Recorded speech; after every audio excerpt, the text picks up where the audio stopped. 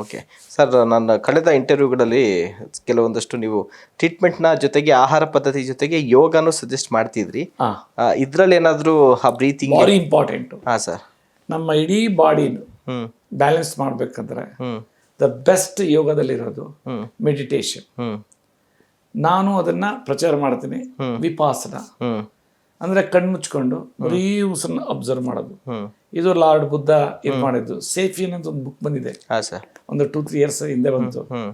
ಅದರಲ್ಲಿ ಒಂದು ಚಾಪ್ಟರ್ ಬರೆದಿದ್ದಾನೆ. ಅವ ಜೂಯಿಶ್ ಆಥರ್, ಹ್ಯೂಮನ್ಸ್ ಬಗ್ಗೆ ಬರೆದಿರೋ 70,000 years ಹಿಸ್ಟ್ರಿ. ಮೆಡಿಕಲ್ ಸೈನ್ಸ್ ಅಲ್ಲಿ 2,500 years ಹಿಂದೆನೆ ಬೆಸ್ಟ್ ಕೊಡುಗೆ ಕೊಟ್ಟಿರೋದು ಲಾರ್ಡ್ ಬುದ್ಧ. ಇದು ಏನೋ ಮೆಡಿಟೇಷನ್ ಅಂತ.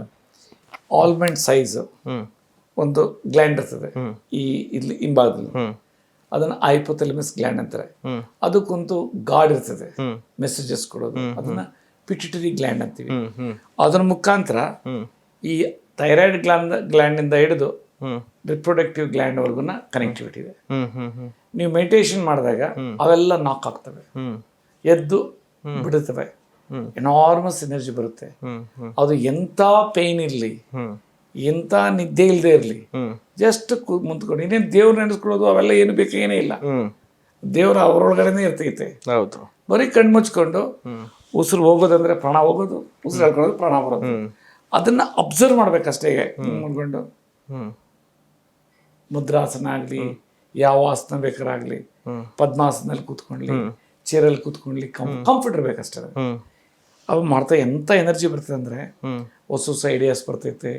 ಅವಳನ್ನೇ ಒಂದು ಬುಕ್ ಇಟ್ಕೊಳ್ಬೇಕು, ಹೊಸ ನಿಧಾನ ಕಣ್ಬಿಡ್ಬೇಕು. ಸಡನ್ ಕಣ್ಬಿಟ್ರೆ ಒಂಥರ ಇದಾಗ್ತದೆ, ಲೈಟ್ ಇಮಿಡಿಯೇಟ್ಲಿ ನೋಟ್ ಮಾಡ್ಕೊಳ್ರಿ. ಯಾಕೆಂದ್ರೆ ಒಂದೊಂದು ಮರ್ತೋಗ್ಬಿಡ್ತೀವಿ ಹೊಸ ಐಡಿಯಾಸ್ ಬಂದಾಗ. ಮತ್ತೆ ಕಣ್ಣು ಮುಚ್ಕೊಂಡು ನಮ್ಮ ಏಜ್ ಎಷ್ಟಿರುತ್ತೆ ಅಷ್ಟು ಮಾಡೋದಂತೂ ನಂಬರ್ 1. ಈಗ ನನಗೆ 65 ರನ್ನಿಂಗ್ ಇದೆ, 65 ನಿಮಿಷ ಮಾಡಿದ್ರೆ ಸೂಪರ್, ಬಟ್ ಮಾಡೋಕ್ಕಾಗಲ್ಲ. ಸೊ ಆದರೂ ರಾತ್ರಿ ಹೊತ್ತು ಮಲ್ಕೊಂಡಾಗ, ಕೂತ್ಕೊಂಡಾಗ, ಆಮೇಲೆ ಜರ್ನಿ ಮಾಡೋ ಹೊತ್ತಿನಲ್ಲಿ ಇದನ್ನ ಅವಾಗ ಏನಾದರೂ ಹೊಸ ಹೊಸ ವಿಷಯಗಳು ಬರ್ತಾ ಇರ್ತದೆ. ಏನು ನಾವು ಮರ್ತೋಗಿರ್ತೀವಿ, ಏನೋ ಅವೆಲ್ಲ ಬರ್ತಾ ಇರ್ತೈತೆ. ಅಂದರೆ ಅಷ್ಟು ಪವರ್ಫುಲ್. ಎರಡನೇದು ಪ್ರಾಣಾಯಾಮ. ಇದು ಮೆಡಿಟೇಷನ್ ಆಯಿತು. ಇದು ಇದು ಏನು ಮೆಡಿಟೇಷನ್ ನಾವು ಕನ್ನಡದಲ್ಲಿ ಏನಂತೀವಿ, ಧ್ಯಾನ. ಸೊ ಈಗ ನಾನು ಪ್ರಾಣಾಯಾಮ ಮಾಡ್ತೀನಿ. ಪ್ರಾಣಾಯಾಮ ಅಂದರೆ ಅದು ಬೇಸಿಕಲಿ ಲಂಗ್ ಎಕ್ಸಸೈಸ್. ಅದರಲ್ಲಿ 3 ಹೇಳ್ತೀನಿ. ಒಂದು ಭಸ್ರಿಕೆನೆಂದು ಇಟ್ಕೊಂಡದು. ಸೊ ಹಿಂಗೆ ಹೇಳ್ಕೊಳ್ಳೋದು, ಹಿಂಗೆ ಈಗೇನು ಬಿಡಬೇಕು, ಅದು 1 ಸೆಟ್ ಅಂತ. 40 ಸೆಟ್ ಮಾಡಬೇಕು. 40 ಸೆಟ್ ಅಂದರೆ 10 ಸೆಟ್ಟಿಗೆ ಒಂದೊಂದು ಅಂದ್ಕೋಬೇಕು. 4 ಸೆಟ್ 20 ನಿಮಿಷ ಹಂಗೆ ಹೊರಟೋಗುತ್ತೆ. ಅದಾದ್ಮೇಲೆ ಕಪಾಲಭಾತಿ. ಇದು ಅದನ್ನ 1000 ಸೆಟ್ ಮಾಡೋದು. 100 ಸೆಟ್ಗೆ 10 ಸ್ಟಾರ್ಟ್ ವಿತ್ 100, 200, 300. ಆಮೇಲೆ ಅನ್ಲೋಮ ವಿಲೋಮ, ಲೆಫ್ಟಲ್ಲಿ ತಗೊಂಡ ರೈಟಲ್ಲಿ ಬಿಟ್ಟ, ರೈಟಲ್ಲಿ ತಗೊಂಡ ಲೆಫ್ಟಲ್ಲಿ ಬಿಟ್ಟ. ಅದನ್ನ 5 ಸೆಟ್ ಮಾಡ್ದ. 5 ಸೆಟ್ ಅಂದ್ರೆ 20 ಅದಂಗೆ ಆಗ್ತೈತೆ. ಸೊ 4 ಸೆಟ್ ಒಂದ್ಸರಿ 5 ಮಾಡ್ದ. ಯಾಕಂದ್ರೆ ಮರ್ತೋಗ್ಬಿಡ್ತೀವಿ. ಅದು ಆ ಕೌಂಟಿಂಗ್ ಮಾಡೋದೇನೆ ಅದು ಒಂದು ಮೆಡಿಟೇಷನ್.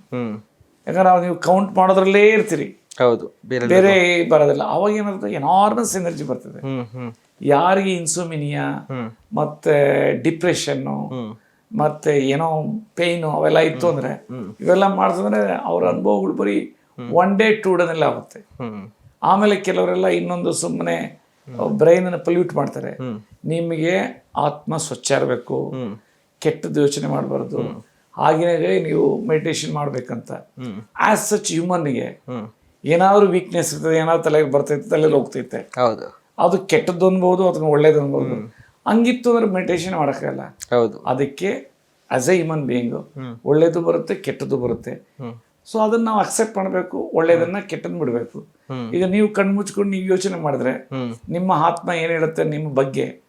ನಾನು ಕಣ್ಣು ಮುಚ್ಕೊಂಡು ನನ್ನ ಆತ್ಮನೂ ಅದೇ ಹೇಳೋದು. ನಾವೇನ್ ಮಾಡ್ತೀವಿ, ಒಳಗಡೆ ಒಂದಿರುತ್ತೆ, ನಾವು ಎಕ್ಸ್ಪ್ರೆಸ್ ಒಂದು ಮಾಡ್ತೀವಿ.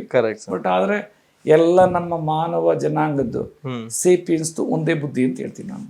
ಓಕೆ ಸರ್, ಇಲ್ಲಿವರೆಗೂ ಪ್ಯಾಂಕ್ರೆಟಿಸ್ಗೆ ಯಾವ ರೀತಿ ಬರುತ್ತೆ, ಅದಕ್ಕೆ ಯಾವ ರೀತಿಯಾದಂಥ ಆಹಾರ ಪದ್ಧತಿ, ಟ್ರೀಟ್ಮೆಂಟು, ಯೋಗ, ಧ್ಯಾನ, ಒಂದಂತೂ ಹೇಳ್ತೀನಿ, ತಲೆ ಕೆಡಿಸ್ಕೊಳ್ಳದೆ ಹೊಟ್ಟೆನ ಒಂದ್ ತಕ್ಷಣ ನನ್ನ ಹತ್ರಕ್ಕೆ ಬಂದ್ರೆ ನಮ್ಮ ಡಾಕ್ಟರ್ ಇರ್ತಾರೆ, ಹ್ಮ್ ಅವ್ರೇನೋ ದೇವ್ರಿಗೆ ಒಳ್ಳೇದ್ ಮಾಡಿದ್ದಾರೆ, ಒಳ್ಳೆ ಜನಕ್ಕೆ ಮಾಡಿದ್ದಾರೆ, ಅವ್ರ ಕರ್ಮ ಇಮಿಡಿಯೇಟ್ಲಿ ಹೊಟ್ಟೆ ನೋವಿಂದ ಆಚೆ ಹೋಗ್ತಾರೆ ಅಂತ ಹೇಳ್ಬೋದು.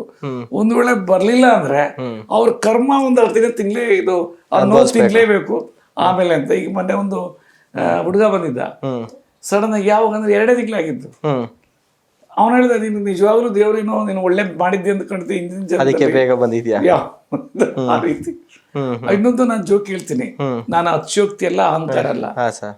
ಈ ನಮ್ದು ಹಳೆ ಒಂದು ಜೋಕ್ ಇತ್ತು, ಊರಿಗೆ ಬಂದು ಹುಡುಗಿ ನೀರಿಗೆ ಬರ್ಲೇಬೇಕಂತ. ಹೌದು. ಅಂದ್ರೆ ಹೊಸ ಮಗ ಈ ಪ್ರಾಬ್ಲಮ್ಸ್ ಬಂದ್ರೆ ನಾಲೆಡ್ಜ್ ಗೊತ್ತಾಗಿ ಬರ್ಲಿಲ್ಲ ಅಂದ್ರೆ ಅವ್ರೇನೋ ಮಾಡಿದಾರೆ ಕರ್ಮ ಅಂತ ಹೇಳ್ತೀನಿ. ಕರೆಕ್ಟ್. ಯಾಕಂದ್ರೆ ಈ ಸೈನ್ಸ್ ಡೆವಲಪ್ ಮಾಡಿದ್ದೀನಿ, ಹೌದು ಅದನ್ನ ರೀಪಿಂಗ್ ಮಾಡ್ಬೇಕು, ಎಂಜಾಯ್ ಮಾಡ್ಬೇಕು. ಹೌದು. ಸೊ ಅದು ಬಿಟ್ಟು ಇಲ್ಲ ಇದೆ ಅಂತಂದ್ರೆ ದಟ್ ಇಸ್ ದೇ ಫುಲಿಶ್ನೆಸ್ ಅಷ್ಟೇ. Correct sir. ಇದು ಯಾಕಂದ್ರೆ ಲಕ್ಷಾಂತರ ರೂಪಾಯಿ ಖರ್ಚು ಮಾಡಿದ್ರು ಇದಕ್ಕಿಲ್ಲ. ಹೌದು. ಇಲ್ಲಿ ಏನೇನೂ ಇಲ್ಲ, ಒಂದು ಸಣ್ಣ ತೃಣ ಅನ್ಬಹುದು. ಹ್ಮ್ ಸೊ ಆ ಟೈಪ್ ಇದ್ರದ್ದು.